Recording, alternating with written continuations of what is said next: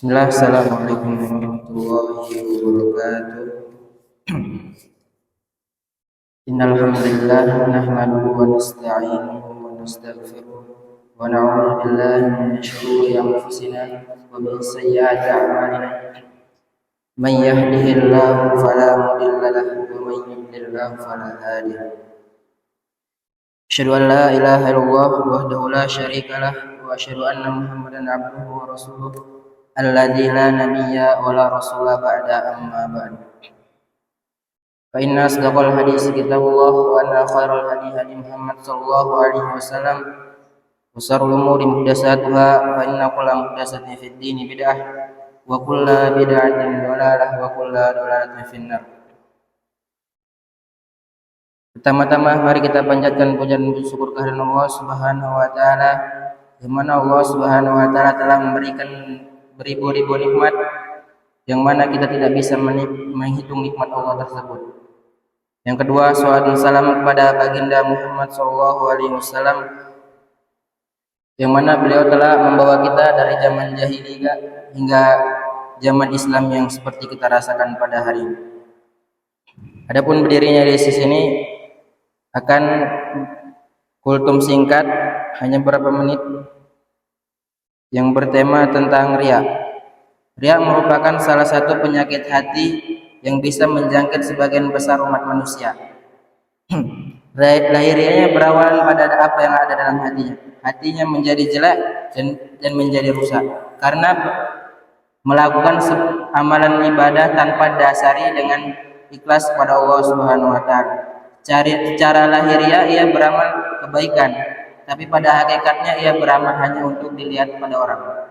Sebagaimana Allah Subhanahu wa taala berfirman dalam surah Al-Ma'un yang berbunyi, "Fawailul musallin," celakalah orang-orang yang salat, alladzina hum an salatihim sahun, dan orang-orang yang salat dalam keadaan lalai, alladzina hum yura'un, dan orang-orang yang berbuat riya, wa yamna'unal maun, enggan untuk berbuat baik. Ayat tersebut memberikan peringatan keras kepada orang-orang yang berbuat riya. Karena orang yang berbuat riya dalam beribadah itu akan celaka pada akhirat nanti. Rasulullah SAW sangat mengkhawatirkan terhadap umatnya yang terjangkit pada penyakit ini. Sebagaimana Rasulullah SAW bersabda, "Inni akhafa ma akhafu alaikum asyirkul asghar fasu'ila anhu arya." Suatu yang paling aku takuti atas umatku adalah syirik kecil. Maka ditanyakan kepada beliau, apakah syirik kecil itu ya Rasulullah? Maka Rasulullah SAW menjawab, arya. Di sini Ali bin Abi Thalib radhiyallahu anhu memberikan keterangan tentang orang-orang yang berbuat riya. Wa qala Ali bin Abi Thalib radhiyallahu anhu, lil mura'i thalathatu alamatin yaksalu idza kana wahdahu wa yasutu idza kana fil nas wa yazidu fil amali idza usniya alaihi wa yaqsu idza dumma. Ali bin Abi Thalib radhiyallahu anhu mengatakan bahwa tanda-tanda orang berbuat riya itu ada 3, yaitu malas beramal bila sendirian, giat beramal bila banyak orang, jika dipuji semakin giat beramal, dan amalan berkurang jika dicela.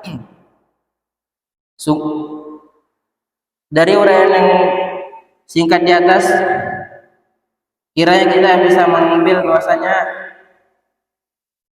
bahwa perbuatan dia adalah suatu amalan yang dapat merusak perbuatan amalan baik kita. Bahkan dengan berbuat riya kita sudah memasuki wilayah syirik, walaupun itu syirik kecil. Dan semoga kita terjauhkan dari perbuatan riya tersebut, dan kita berdoa semoga kita bisa istiqomah dalam beribadah hanya untuk Allah Subhanahu wa taala. Sungguhnya sebesar apapun amalan kita, jika kita berbuat hanya untuk Allah Subhanahu wa taala, sungguh itu jika tidak berbuat amalan besar, jika tidak karena Allah Subhanahu wa taala itu, maka itu sangat sia-sia. Dan sedikit amalan kalau kita lakukan hanya untuk Allah, itu lebih baik daripada amalan yang banyak, tapi itu tidak karena Allah Subhanahu wa taala. Mungkin hanya ini yang dapat saya sampaikan. Kurang lebihnya mohon maaf karena kurangnya persiapan. Assalamualaikum warahmatullahi wabarakatuh.